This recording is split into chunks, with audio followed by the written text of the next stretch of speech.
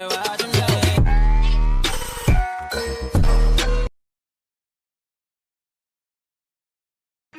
गांव में टुनटुनी नाम की एक बहुत ही प्यारी चिड़िया रहती थी। वो अपने माता पिता और अपनी छोटी बहन बबली चिड़िया के साथ रहती। टुनटुनी का रंग सांवला था। वो दिखने में उतनी खूबसूरत नहीं थी। इस वजह से उसके माँ बाप उससे ज्यादा उसकी छोटी बहन बबली को प्यार करते थे। माँ, मेरे पास कोई चप्पल नहीं है। देखो तो, तुम मुझे एक नया चप्पल दिला दो ना। अरे नहीं नहीं टुनटुनी, तुझे तो पता है अभी घर में पैसों की कितनी तंगी चल रही है। अभी मैं तुझे चप्पल कहाँ से दिलाऊं? जब पैसे आ जाएंगे तो ले लेना। तभी वहाँ पर बबली चिड़िया आ जाती है और अपनी माँ से कहती है, माँ, मेरी सहेलियों के पास बहुत ही सुंदर सुंदर सैंडल हैं और बहुत सारे जूते भी हैं। मुझे एक सैंडल और एक जूता दिला दो ना माँ। अच्छा ठीक है बेटा, तू फिक्र मत कर, तेरे पापा को आने दे। मैं उनसे कह दूंगी, वो कल तेरे लिए अच्छे अच्छे जूते और सैंडल ले आएंगे। टुनटुनी को अपने घर में हो रहे इस भेदभाव को देखकर बहुत दुख हुआ, लेकिन वो किसी को कुछ भी नहीं कहती है और चुपचाप वहाँ से चली जाती है। इसी तरह टुनटुनी के साथ हर बात में भेदभाव किया जाता था। एक दिन टुनटुनी के माता पिता आपस में बातें कर रहे थे। मीनू कहती है, मुझे तो समझ नहीं आ रहा है, ये टुनटुनी की शादी कैसे होगी? ये तो इतनी काली कलूटी है, इससे कौन शादी करेगा? इसकी वजह से मेरी छोटी बेटी बबली की शादी भी जल्दी नहीं होगी। अब तुम ही बताओ, टुनटुनी की तो इतनी उम्र हो चुकी है, अरे अब तो बबली भी शादी के लायक हो गई है। हम टुनटुनी की वजह से बबली को कब तक घर पर बैठा कर रखें? हाँ हाँ मीनू, तुम सही कह रही हो। मैं भी यही सोच रहा हूँ।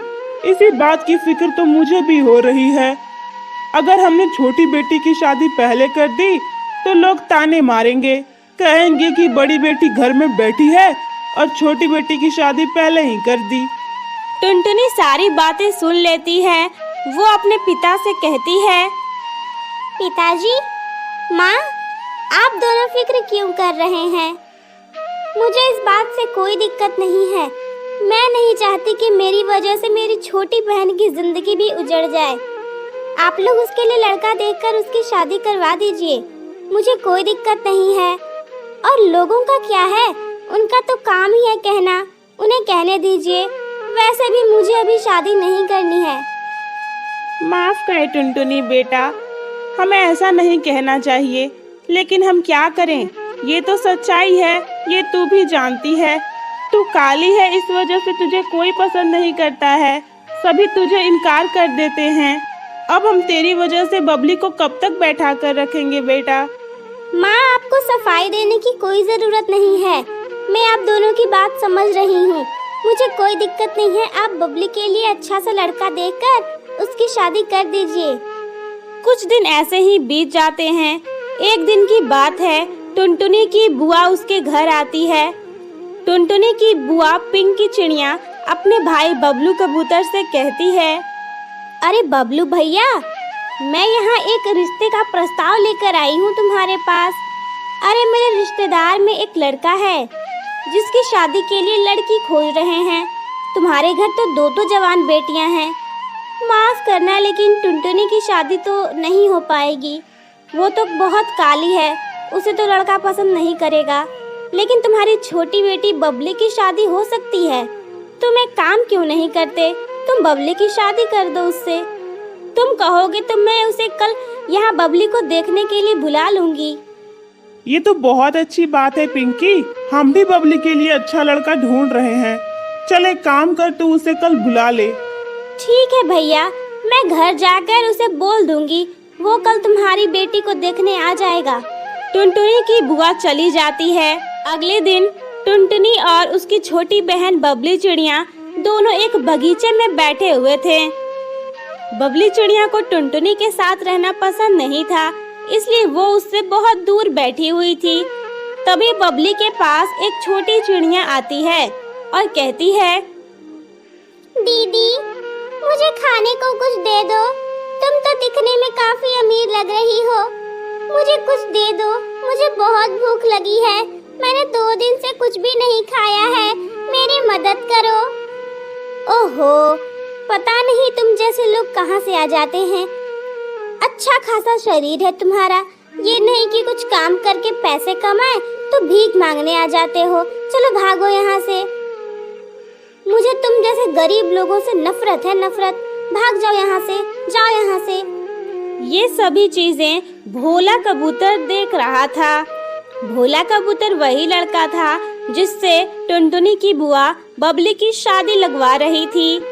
ये सब देखकर वो खुद से कहता है, छी छी, पता नहीं ये कैसी लड़की है। कोई भला छोटी सी बच्ची से इस तरह बात करता है। अगर उसे कुछ रुपए दे ही देती तो इसका क्या बिगड़ जाता। ऐसे लोगों से तो मुझे सख्त नफरत है। मैं तो कभी जिंदगी में ऐसी लड़की से बात न करूं। तभी वो छोटी चिड़िया टुनटुनी के पास जाकर कहती है, दीदी, क्या तुम मेरी मदद करोगी? मुझे बहुत भूख लगी है, मैंने 2 दिनों से कुछ भी नहीं खाया है। क्या तुम मुझे खाने के लिए कुछ दे सकती हो? हाँ हाँ बेटा, तुम हो कौन और तुम भीख क्यों मांग रही हो?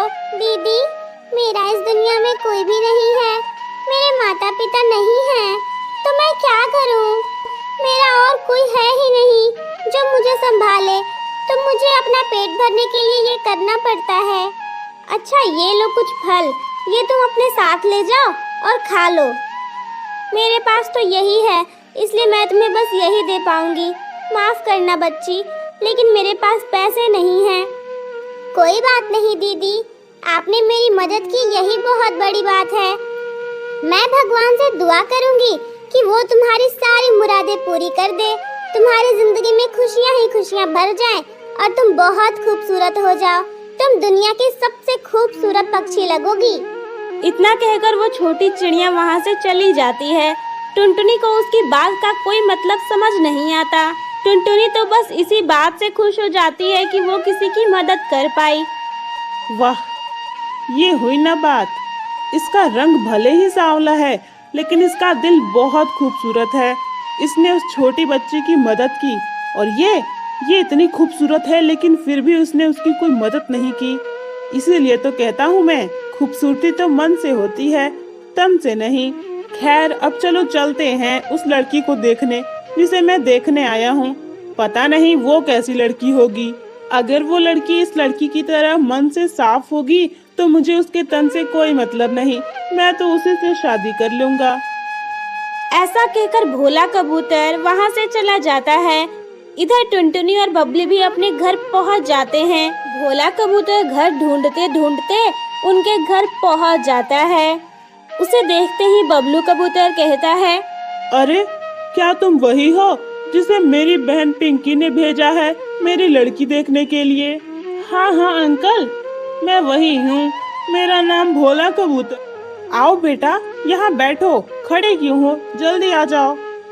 तभी टुनटुनी की माँ मीनू चिड़िया वहाँ आती है और कहती है, अरे बेटा, तुम आ गए। हम लोग तुम्हारा सुबह से इंतजार कर रहे हैं। यहाँ पर बैठ जाओ आराम से। मैं अभी अपनी बेटी बबली को बुला कर ले आती हूँ। मीनू बबली और टुनटुनी चिड़िया के पास जाती है और कहती है, टुनटुनी बेटा, मैं तो यही कहूँगी कि तुम नीचे मत आना।